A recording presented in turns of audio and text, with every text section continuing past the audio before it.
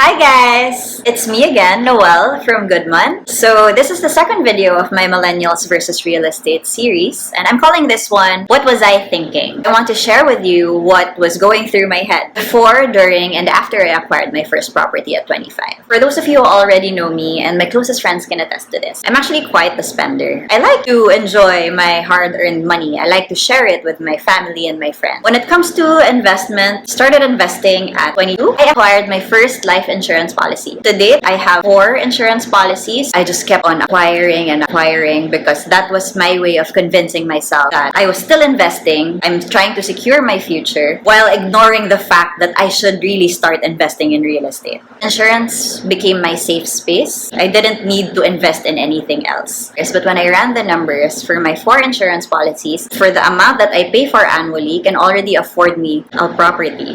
I didn't realize that. I realized that quite late already. Property investment has always been an option. Of course, you know, it's the nature of my job. But I kept making excuses in my head. Ready, couldn't afford it, it was too big of a commitment. But when I really thought about it, what really held me back from investing in my first property was that I was comfortable. Comfortable because I knew that I could live in my parents' house. I didn't really need to find a place of my own yet. Comfortable also because when I was staying in BGC, I was staying in my sister's place, rent-free. And then the rent came in eventually. Because when you pay rent, you pay almost quarterly, yearly. That's when you realize you're shelling out all this money without it working for you, without it growing for you. Because rent is really just payments. You just pay your landlord or whoever, but that money is gone. It doesn't work for you. It doesn't grow for you. So that's when I realized, you know, I should be putting this money somewhere I can grow it. Being in this business, I always try to find the best deals for my clients. So it's not just affordability, it's also quality and potential of the property to grow the client's money. I was drowning. Now, I wasn't just swimming, I was drowning in first-hand information of how these properties grew the funds of clients, how these properties grew the funds of family and friends.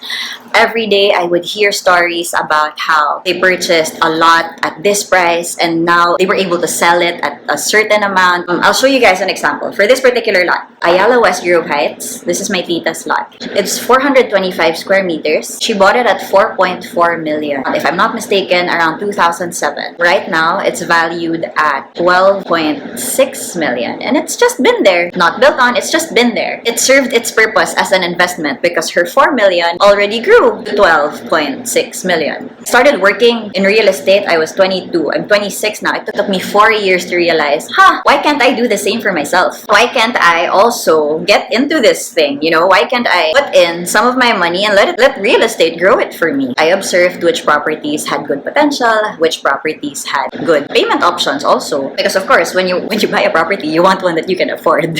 I, like a lot of you, I also have other things to pay for. So I had to find one that fit within my extra budget. Then one day, I found something that ticked all the boxes. It was a good property, payment was good. Did I do it? No, I didn't do it. Should I have done it? Yes, probably. Why? That same property I ended up buying anyway, months later, at a different price, higher. I bought it at a higher price. So yes, I should have done it already the first chance I got. Because I realized it wasn't too late anyway because my property, the one that I bought, still has a lot of potential in terms of growth. What really pushed me was that I realized I don't want to see this property and, you know, regret it and tell myself, I should have purchased it when it was cheaper. I should have purchased it when it was new, when I had the chance and the means to. And then one day, I just ran out of excuses. I had the perfect opportunity. I had enough funds to cover reservation and the succeeding months. And more importantly, I knew that I was ready. I knew I was ready. I jumped at that opportunity. Okay, so this is exactly what happened. It was a Friday. I decided, okay, I'll reserve on Monday for sure. And then Sunday evening, before going to bed, I realized I have to do it now. Because if I don't do it now, I might change my mind in the morning. And this is already me. I'm in the real estate business. I can't convey how ironic it is. And then I just did it. I did it. I paid online, reserved online, and then it just happened. It just happened. I had my first property. My reservation, I was thinking, okay, this is it.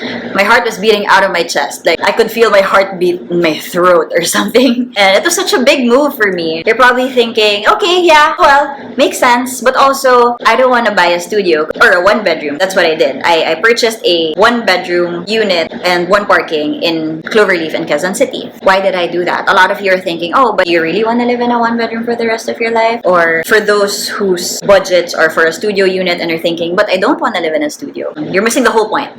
Buying a property doesn't mean you're going to live there. It just becomes an asset. It becomes a part of your investment portfolio. These small investments are what we're going to use later on in 5-10 years to buy our bigger investments, to buy our homes, our bigger homes that we actually want to live in.